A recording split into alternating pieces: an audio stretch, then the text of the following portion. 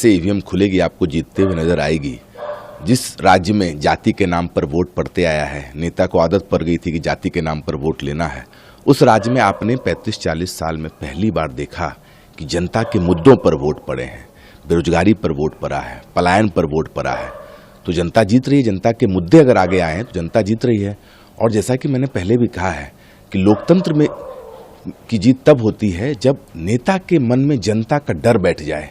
बिहार की राजनीति में जो सबसे गलत बात हो गई थी कि विकल्प के अभाव में नेता के मन में जनता का डर बिल्कुल खत्म हो गया था।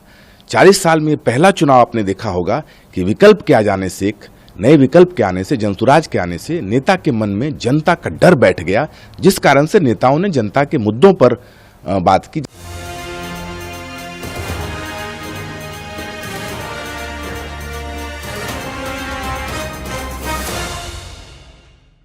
अगर आएगा आएगा तो उतना ही आएगा, नहीं आएगा तो नहीं आएगा। अरे अगर नहीं आता, नहीं आएगा तो हम लोग बाहर बैठेंगे।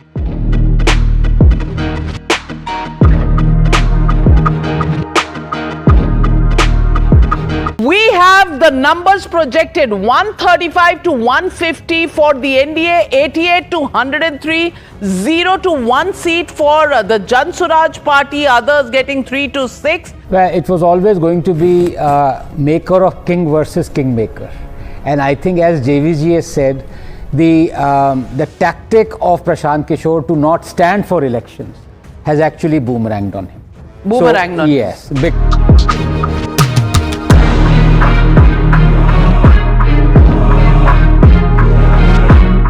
एग्जिट पोल बिल्कुल आपको गलत होते हुए पहले घंटे में ही दिखेगा।